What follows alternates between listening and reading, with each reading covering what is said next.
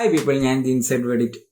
ആഭ്യന്തര കുറ്റവാളി കണ്ടിറങ്ങിയിരിക്കുകയാണ്. നിലവിൽ നമ്മുടെ നാട്ടിലെ സ്ത്രീകൾ കല്യാണത്തിന് ശേഷം തന്റെ ഭർത്താവിന്റെ വീട്ടിൽ അനുഭവിക്കുന്ന ദുരിതങ്ങൾ വളരെ ഹാസ്യരൂപേണയും അതിലുപരി നമ്മളെ ചിന്തിപ്പിക്കുകയും സംസാരിക്കപ്പെടേണ്ടതുമാണ് എന്ന് കാണിച്ചു തന്ന സിനിമയാണ് ജയ ജയ ജയ ഹേ.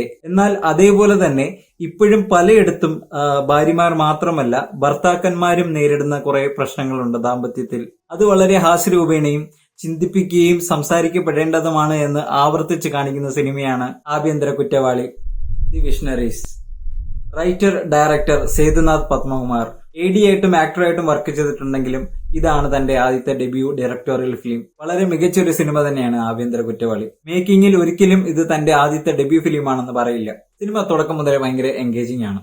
ഒരു ക്യാരക്ടർ എസ്റ്റാബ്ലിഷിംഗിന് വേണ്ടിയിട്ട് ചുമ്മാ അനാവശ്യമായിട്ട് വലിച്ചു നീട്ടിയ കാര്യങ്ങളൊന്നുമില്ല.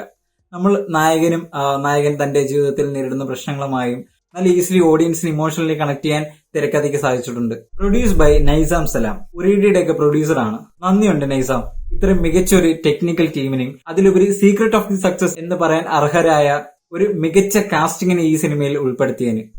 The faces. എല്ലാവരുടെയും ജീവിതത്തിൽ 2 നേരങ്ങളാണുള്ളത്. ഒന്ന് മോശം നേരവും, 2 നല്ല നേരവും. അതെ, ഇത് അയാളുടെ നേരമാണ്. ആസിഫ് അലി. ഞാൻ ആലോചിക്കുകയാണ്, ഒരു 2-3 വർഷത്തിന് മുന്നേ വരെ ആസിഫ് അലിയുടെ കരിയർ എന്തായിരുന്നു എന്നുള്ളത്. തനിക്ക് വന്നുകൊണ്ടിരുന്ന സിനിമകൾ എന്ന് പറയുന്നത് മറ്റുള്ള നടന്മാർ ഇഷ്ടപ്പെടാഞ്ഞിട്ട് ഉപേക്ഷിച്ച പടമാണ് ഏറ്റവും ലാസ്റ്റ് ഒരു ഓപ്ഷൻ എന്ന നിലയിൽ ആസിഫിന്റെ അടുത്ത് വന്നുകൊണ്ടിരുന്നത്. അത്രയും തുടർ പരാജയങ്ങളിൽ നിന്ന് തുടർ വിജയത്തിലേക്ക് മാത്രം എത്തിയിരിക്കുകയാണ് ആസിഫ് അലി. ഈ സിനിമയിൽ തന്റെ ക്യാരക്ടർ എന്താണെന്ന് വളരെ മികച്ച രീതിയിൽ അതിമനോഹരമായി പോർട്രേ ചെയ്തിട്ടുണ്ട് ആസിഫ് അലി. ഒരു മെച്യൂർഡ് ആയിട്ടുള്ള ഒരു അഭിനയം എന്ന് തന്നെ പറയാം. ഇതിൽ ഒരു കോർട്ട് സീനൊക്കെ ഉണ്ട്. അതിൽ ചിലർക്ക് തോന്നാം ഒരു സാധാരണക്കാരൻ ഇങ്ങനെയൊക്കെ നിന്ന് ഒരു കോർട്ടിൽ നിന്ന് സംസാരിക്കുമോ എന്ന്. പക്ഷെ എന്റെ ചോദ്യം ഇതാണ്, എന്തുകൊണ്ട് സംസാരിച്ചുകൂടാ? നമ്മളിപ്പോ നിൽക്കുന്നത് 2025-ലാണ്. എത്രയോ സിനിമകളിൽ തന്നെ നമ്മൾ കണ്ടിട്ടുണ്ട് ഒരു കോർട്ട് എങ്ങനെയാണെന്ന്. വലിയ നിയമങ്ങളോ അല്ലെങ്കിൽ ആക്ട്പരമായിട്ട് അല്ലെങ്കിൽ കോടതിയിൽ പാലിക്കേണ്ട എല്ലാ നിയമങ്ങളും നമുക്ക് അറിഞ്ഞില്ലെങ്കിൽ പോലും കുറെ ബേസിക് ആയിട്ടുള്ള കുറെ കാര്യങ്ങളിൽ നമ്മൾ ബോധവാന്മാരാണ്. അത് തന്നെയാണ് ആ ഒരു കോർട്ട് സീനിൽ വളരെ വ്യക്തമായിട്ട്. ഇപ്പൊ ഞാനാണെങ്കിൽ പോലും അങ്ങനെ ഒരു സിറ്റുവേഷനിൽ എത്തിക്കഴിഞ്ഞാൽ എന്താണ് സംസാരിക്കേണ്ടതെന്ന് എനിക്ക് വ്യക്തമായിട്ടുള്ളൊരു ബേസിക് ആയിട്ടുള്ള ഒരു ബോധമുണ്ട്. പക്ഷെ ലാസ്റ്റത്തെ ഒരു 20 നിമിഷം ഞാൻ പറഞ്ഞല്ലേ, അവിടെ എത്തിയപ്പോഴത്തേക്ക് ഇപ്പോൾ ഞാൻ പറഞ്ഞ ആ ഒരു ബേസിക് നോളജ് ഉള്ള ക്യാരക്ടറിൽ നിന്ന് വിട്ട് ഒരു ഉപദേശകനായി മാറിപ്പോയി മെയിൻ നമ്മുടെ നായകൻ. അത്തരമൊരു സീനിൽ എന്റെ പേഴ്സണൽ ഒപ്പീനിയൻ അനുസരിച്ച് ആ ഒരു മെസ്സേജ് കൺവേ ചെയ്യുന്നത് നായകന് പകരം വേറെ ഏതെങ്കിലും ഒരു ക്യാരക്ടർ ആയിരുന്നു എങ്കിൽ കുറച്ചും കൂടെ ബെറ്റർ ആയേനെ. ഇത് ക്ലൈമാക്സ് എത്തിയപ്പോഴത്തേക്ക് എനിക്ക് തോന്നിയത് എല്ലാ ചുമതലകളും നായകന്റെ തലയിൽ ഇട്ടതുപോലെ ആയിപ്പോയി. പിന്നെ ഈ സിനിമയുടെ മറ്റ് സപ്പോർട്ടിംഗ് ക്യാരക്ടേഴ്സ്, ഞാൻ നേരത്തെ പറഞ്ഞല്ലോ, കാസ്റ്റിംഗ് ആണ് ഈ സിനിമയുടെ മെയിൻ സക്സസ് എന്ന് പറയുന്നത്. അസീസ് നെടുമങ്ങാട്, ആനന്ദ് മന്മഥൻ, ഇവരുടെ ആസിഫ് അലി, ഇവരുടെ 3 പേരുടെ ഒരു ട്രയോ കുറെ കോമ്പിനേഷൻ സീൻസ് ഉണ്ട്.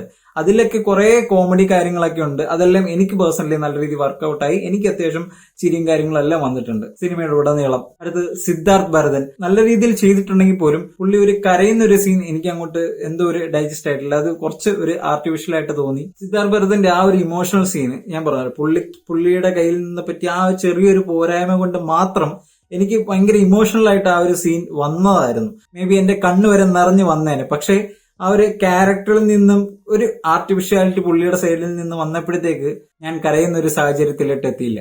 ഹരിശ്രീ അശോകൻ, ജഗദീഷ്, വിജയകുമാർ, ജോജി മുണ്ടക്കയം, അങ്ങനെ എല്ലാ ക്യാരക്ടേഴ്സിന്റെയും ഒരു മികച്ച കോൺട്രിബ്യൂഷൻ തന്നെ ഈ സിനിമയിലുണ്ട്. ജഗദീഷൊക്കെ പിന്നെ ക്യാരക്ടർ റോള് കിട്ടിക്കഴിഞ്ഞാൽ പിന്നെ പറയണ്ടല്ലോ. ലാസ്റ്റ് ഒരു കിഡിലൊരു ഡയലോഗ് ഉണ്ട് പുള്ളിയുടെ, അതും കൂടെ പറഞ്ഞു കഴിയുമ്പോഴത്തേക്ക് ആ ഒരു സീൻ വളരെ മനോഹരമായിട്ടാണ് അവിടെ അവസാനിക്കുന്നത്. The crafters. ഈ സിനിമയുടെ നെടുന്തൂണ്. The composers. രാഹുൽ രാജ്, ബിജിബാൽ, മുത്തു, ക്രിസ്റ്റി ജോബി കുറെ നല്ല നല്ല പാട്ടുകൾ ഈ സിനിമയിൽ സമ്മാനിച്ചിട്ടുണ്ട്. അതോടൊപ്പം സിനിമാറ്റോഗ്രാഫർ അജയ് ഡേവിഡ്. ഭയങ്കര ബ്യൂട്ടി ആയിട്ടുള്ള കുറെ ഫ്രെയിംസുകളുണ്ട് ഈ സിനിമയിൽ.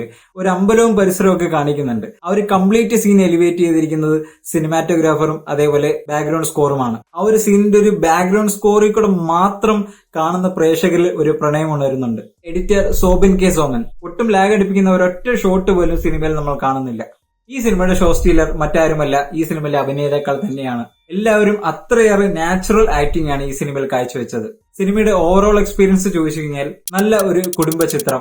സിനിമയുടെ ഉടനീളം ഞാൻ പറഞ്ഞതുപോലെ തന്നെ ഒരു ചെറു പുഞ്ചിരിയോടുകൂടിയും അതിലുപരി നമ്മൾ ചിന്തിക്കുകയും സംസാരിക്കപ്പെടേണ്ടതുമായുള്ള കുറെ കാര്യങ്ങൾ ചർച്ച ചെയ്യുന്ന ഒരു നല്ലൊരു സിനിമ ആഭ്യന്തര കുറ്റവാളി. So do watch in theaters.